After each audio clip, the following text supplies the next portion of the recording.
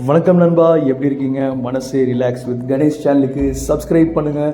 உங்களோட சப்ஸ்கிரிப்ஷன் எனக்கு ஒரு பெரிய லெவலில் ஒரு மோட்டிவேஷனாக இருக்கும் அப்படிங்கிறது தான் உண்மை. இன்றைக்கி நம்ம பார்க்கக்கூடிய ஒரு இடம் என்ன அப்படின்னு பார்த்தீங்கன்னா, பெங்களூரில் அதாவது எப்படி விளம்பரப்படுத்துகிறாங்கன்னா, இந்தியாவிலேயே பெரிய அக்வேரியம், ஒரு டனல் அக்வேரியம் கொண்ட ஒரு பேரடைஸ் தான் நம்ம அக்வேரியம் பேரடைஸ் அப்படின்னு சொல்லிட்டு ஒரு விளம்பரம் பண்ணிகிட்ருக்காங்க. ரீசெண்டாக தான் இந்த அக்வேரியமும் லான்ச் ஆகிருக்குங்க. சரி, என்னடா அது இப்படி ஒரு விளம்பரம் பண்ணுறாங்களே, அப்படி என்னதான் உள்ள மேட்ரு இருக்குது, போய் பார்க்கலாமே அப்படின்னு சொல்லிட்டு நான் இந்த வீக்கெண்டில் டிசைட் பண்ணி போனது தான் அக்வேரியம் பேரடைஸ்.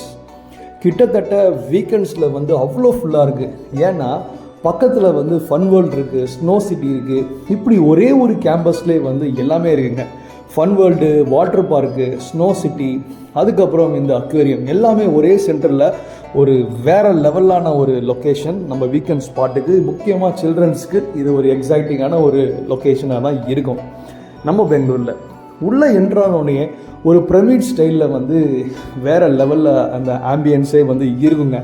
ஆனால் நீங்கள் ஃபோட்டோ எடுக்கிறது அவ்வளோ ஒரு கஷ்டம். ஏன்னா எல்லாமே ஃபோட்டோ எடுத்துகிட்டு கூட்டமாக நிற்பாங்க. நம்ம ஒதுங்கி போய் ஒரு ஓரமாக நின்று ஃபோட்டோ எடுக்கலான்னு பார்த்தா அதுவும் கூட்டத்தில் நம்மளை உள்ளே தள்ளி விட்டாங்க. சரி, வேறு என்னடா உள்ளே போய் நம்ம வீடியோ வாட்ச் எடுக்கலான்னு சொல்லிட்டு உள்ளே போகும்போது இந்த ஆரம்பமே என்ட்ரன்ஸே அழகாக க்ரீனரியாக அந்த லுக்கே வேறு லெவலில் பண்ணியிருக்காங்க. நிறையா அக்வேரியம்ஸ் ஸ்டார்ட் ஆக ஆரம்பிச்சிச்சுங்க. கொஞ்சம் கொஞ்சமாக ஒரு அந்த தண்ணிலாம் மேலே ஓப்பனாக தான் இருக்கும். கிளாஸ்லாம் வச்சு மூட மாட்டாங்க. ஸோ கையெலாம் வச்சு நீங்கள் தண்ணியவே தொட்டு பார்க்கலாம்.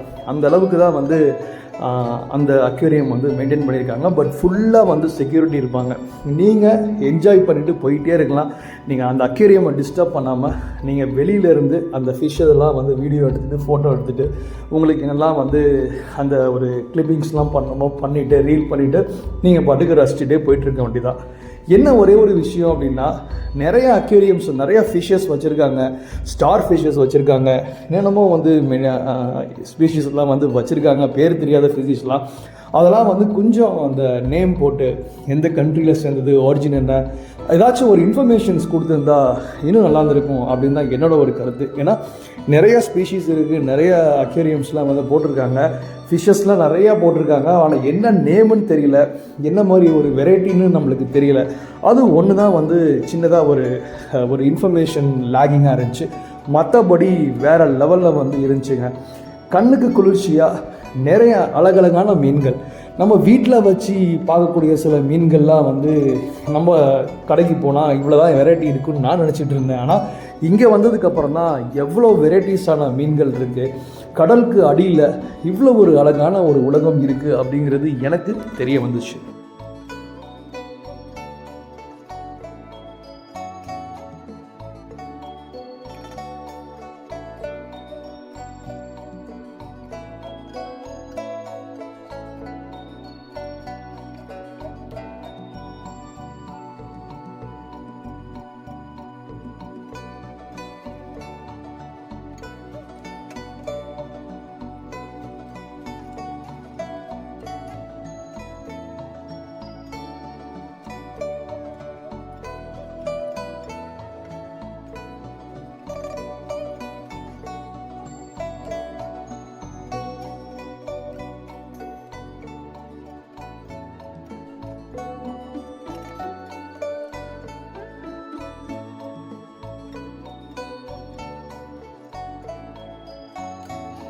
டிக்கெட் ப்ரைஸ் கிட்டத்தட்ட ஒரு ஆளுக்கு 500 ரூபாங்க. ஏன்னா 497 ரூபா சார்ஜ் பண்ணுறாங்க. கிட்டத்தட்ட கூட்டி கழிச்சு பார்த்திங்கன்னா 1500 ரூபா கிட்ட வந்துடுதுங்க பில்லு. ஏன் அந்த 3 ரூபா கம்மி அப்படின்னு தெரியல. ஆனால் உண்மையிலேயே அந்த மெயின்டெனன்ஸ் பண்ணியிருக்காங்க. இந்த ஒரு 500 ரூபா கொடுத்து நீங்கள் ஒரு பார்க்குறது ஒர்த்தா அப்படின்னு கேட்டிங்கன்னா, என்னை பொறுத்த வரைக்கும் நான் ஒர்த்துன்னு தான் சொல்லுவேன். ஏன்னா அந்த அளவுக்கு நிறைய கலெக்ஷன்ஸ் பண்ணியிருக்காங்க, நிறைய ஃபிஷ்ஷஸ் பண்ணியிருக்காங்க. அந்த ஹைஜீனே நீட்டாக இருக்குது. ஏன்னா சில அக்வேரியம்ஸ்லாம் உள்ளே போனீங்கனாலே அந்த ஸ்மெல் வரும். அந்த ஏதோ ஒரு மாதிரி ஒரு அந்த ஃபிஷ்ஷியாக இருக்கக்கூடிய ஒரு ஸ்மெல்ஸ்லாம் வரும். பட் இங்கே அந்த மாதிரியான ஒரு ஸ்மெல் எதுவுமே இல்லை. முக்கியமாக ஒரு ஹைலைட்டான ஒரு ஸ்பாட் என்னென்னா, இப்போ நீங்கள் பார்த்துட்ருக்கிற ஒரு க்ரீன் ஒரு பார்க்கிங் மாதிரி வந்து ஒரு ஏரியா வந்து போட்டிருக்காங்க. நல்லா தண்ணி வந்து விழுற மாதிரி, ஃபால்ஸ் மாதிரி விழுற மாதிரி அருமையான ஒரு க்ரீனரி ஸ்பேஸாக இருக்குங்க. என்னை பொறுத்த வரைக்கும் நம்ம இதெல்லாம் வந்து நம்ம வீட்டில் ஒரு பால்கனியில் இப்படிலாம் வந்து போட்டோம் அப்படின்னாலே என்ன மாதிரியான ஒரு ஃபீல் குட் மொமெண்ட் இருக்கும் அப்படிங்கிற மாதிரி தான் எனக்கு தோணுச்சு. ஏன்னா அந்த அளவுக்கு வந்து வேறு லெவலில் இருக்குது. நிறையா ரிச்சான ஒரு பெரிய கிராண்டியோரான ஒரு ஹவுசஸ்லாம் வந்து பார்த்திங்கன்னா நம்ம சினிமா ஷூட்டிங்கெல்லாம் பார்த்துருப்போம். சில பங்களாலாம் இது மாதிரிலாம் வந்து வச்சுருப்பாங்க. ஸோ இது எல்லாம் இருந்தால் ரொம்ப நல்லாயிருக்கும் அப்படின்னு நம்ம நினச்சிட்டு இருக்கோமோ, அதெல்லாம் நம்ம பார்க்கும்போது அது ஒரு ஃபீல் பண்ணி ஒரு எக்ஸ்பீரியன்ஸ் பண்ணும்போது வேறு லெவலில் தான் இருக்குங்க. ஸோ நிறைய ஆர்ட் ஒர்க்ஸும் வந்து பண்ணியிருக்காங்க, நம்ம அப்ரிஷியேட் பண்ணி ஆகணும். ஏன்னா இவ்வளோ ஒர்க் எடுத்து இதை பண்ணியிருக்காங்க அப்படின்னா நிறையா மெனக்கேடல் வந்து இதில் பண்ணியிருக்காங்க அப்படின்னு தான் நான் சொல்லுவேன். பெயிண்ட் ஒர்க்ஸு, ஆர்ட் ஒர்க்ஸு, அது இன்ஃப்ராஸ்ட்ரக்சர் பண்ண ஒரு டிசைனு எல்லாமே வந்து சும்மா தட்டி தூக்குற மாதிரி தான் இருக்குது. நீங்கள் இந்த இந்த டனல்குள்ளே போனாலே நிறைய வித்தியாசமான அந்த கலைப்பொருட்கள், அதாவது ஆர்ட்ஸ் டைரக்டர், அந்த ஆர்ட் டைரக்டர்னு சொல்லுவோம்ல, அந்த ஆர்ட் டைரக்டருக்கு தான் கம்ப்ளீட்டான ஒரு அப்ரிசியேஷன் நான் வந்து கொடுக்க விரும்புகிறேன். ஏன்னா அவர் தான் வந்து இந்த முக்கியமான அந்த வேலையை வந்து பண்ணியிருக்காரு. ஒரு அட்ராக்டிவான ஒரு ரிசம்பிளன்ஸை வந்து கொண்டு வந்திருக்காரு. அதை உண்மையிலே நம்ம அப்ரிஷியேட் பண்ணி தான் ஆகணும்.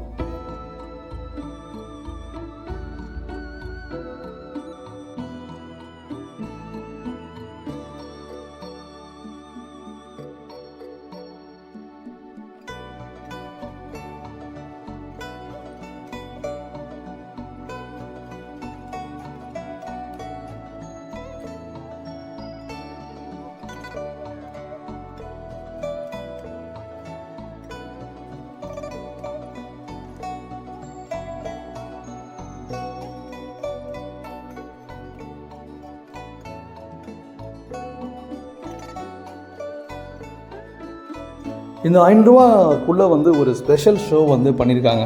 என்ன ஒரு ஸ்பெஷல் ஷோ அப்படின்னு பார்த்தீங்கன்னா மெர்மைட் ஷோ அப்படின்னு சொல்லிட்டு ஒரு 30 மினிட்ஸ்க்கு ஒரு சின்னதாக ஒரு ஃபங்க்ஷன் மாதிரி ஒரு 4 பேர் வருவாங்க. அந்த மெர்மைட்ஸ் மாதிரி வந்து போர்ட்ரேட் பண்ணி நிறைய விஷயங்களை வந்து பண்ணுவாங்க. அதை நான் வந்து அடுத்த வீடியோவில் செப்பரேட்டாக ஒரு வீடியோ போடுறேன். ஏன்னா அவங்களோட உழைப்பு வந்து நம்மளுக்கு தெரியணும்.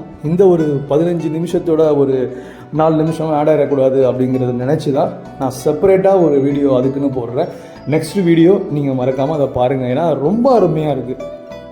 கிட்ஸுக்கு கூட்டிகிட்டு போயிட்டு நம்ம சின்ன சின்ன விஷயங்கள் ஸ்டோரிஸில் பார்த்துருப்போம், மெர்மைட்ஸு அது இதுன்னு, அது எல்லாமே வந்து நம்ம கண்ணால் நம்ம பார்க்கும்போது வேறு லெவலில் இருக்குது. மறக்காமல் அந்த வீடியோவை ஃபுல்லாக பாருங்கள். நேராக நீங்கள் பெங்களூர் போனீங்கன்னா உங்கள் கிட்ஸு ஃபேமிலியோடு சேர்ந்து அந்த மெர்மைட் ஷோவையும் வந்து பாருங்கள். ஏன்னா அவ்வளோ அருமையாக தான் அந்த மெர்மைட் ஷோவும் இருக்குது. ஸோ இது வந்து முக்கியமான ஒரு ஸ்பேஸு. நிறைய துபாயிலேயோ கத்தார்லேயோ நிறைய வெளிநாடுகளில் வந்து இந்த மாதிரியான ஒரு அக்வேரியம்ஸ் வந்து பார்த்துருப்பீங்க. பட் இங்கே நீங்கள் பார்க்கக்கூடிய ஒரு அக்வேரியம் நம்ம பெங்களூரில் இருக்கிற அக்வேரியம் பேரடைஸ் தான் இப்போ நீங்கள் பார்த்துட்ருக்கீங்க. சிட்டி சென்டரில் தான் வந்து இந்த அக்வேரியம் இருக்குங்க. அதாவது பக்கத்துலேயே வந்து பெங்களூர் பேலஸ் இருக்குது. அதுக்கப்புறம் இன்னும் ஒரு 15 மினிட்ஸ் போனீங்கன்னா லால்பாக் பயாலஜிக்கல் கார்டன் இருக்குது. ஸோ எல்லாமே வந்து பக்கத்துலேயே வந்து நிறைய ஸ்பாட்ஸ் வந்து இருக்கனால நீங்கள் வீக்கெண்டுக்கு நீங்கள் டைம் ஸ்பெண்ட் பண்ணணும்னு நினச்சிங்கன்னா கண்டிப்பாக நீங்கள் இந்த அக்வேரியம் பேரடைஸ் போங்க. பக்கத்துலேயே நிறைய ஹைலைட் ஸ்பாட்ஸில் எல்லாமே வந்து இருக்குது. ஸோ எனக்கு தெரிஞ்ச சில விஷயங்களை கலெக்ட் பண்ணி நான் வந்து உங்களுக்கு வந்து கொடுத்தது தான் இந்த அக்வேரியம் பேரடைஸை பற்றியான சில விஷயங்கள். என்னை பொறுத்த வரைக்கும் நான் உள்ளே போனது 11:30க்கு, வெளியில் வந்தது கிட்டத்தட்ட 1:45 மினிட்ஸ் ஆகிடுச்சிங்க. அதாவது 1:45க்கு தான் நான் வெளில வந்தேன். கிட்டத்தட்ட ஒரு 2.5 மணி நேரம் ஃபுல்லாக எப்படி போச்சுன்னே தெரியல. அந்த அளவுக்கு ஒரு நல்ல ஒரு டைம் ஸ்பெண்ட் பண்ணக்கூடிய அளவுக்கு நிறைய ஸ்பாட்ஸ்கள்லாம் இருந்துச்சு. கண்ணுக்கு கவர்ச்சியான சில மீன்கள் இருந்துச்சு, மெர்மைட் ஷோ இருந்துச்சு. இப்படி எல்லாமே என் மனசை குளிர வச்சுச்சுங்க. எனக்கு இந்த இடம் வந்து ரொம்பவே ஒரு பிடிச்சமான ஒரு இடமாக தான் இருந்துச்சு. உங்களுக்கும் இதெல்லாம் வந்து பிடிக்கும்னு நினைக்கிறேன். மறக்காமல் நம்ம சேனலை சப்ஸ்கிரைப் பண்ணுங்கள், லைக் பண்ணுங்கள், ஷேர் பண்ணுங்கள். முடிஞ்ச வரைக்கும் நான் என்ன நல்ல நல்ல வீடியோஸ்லாம் நான் கொடுத்துட்டு தான் இருக்கேன். பட் வியூஸ் வந்து கொஞ்சம் கம்மியாக தான் போயிட்டுருக்கு. பட் நீங்கள் வந்து ஷேர் பண்ணிங்க அப்படின்னா நம்மளோட அந்த இன்ட்ரெஸ்ட்டும் வந்து இன்னும் நிறையா பண்ணணும் அப்படிங்கிற ஒரு ஆர்வலுக்கு கொண்டு வரும் அப்படிங்கிறது தான் என்னோட நம்பிக்கை. ஸோ மறக்காமல் சப்போர்ட் பண்ணுங்கள் நண்பா. அடுத்த வீடியோவில் நான் வேறு மாதிரி நல்ல ஒரு வீடியோஸ் கொடுக்க முயற்சி பண்ணுறேன். தேங்க்யூ. பை கணேஷ்.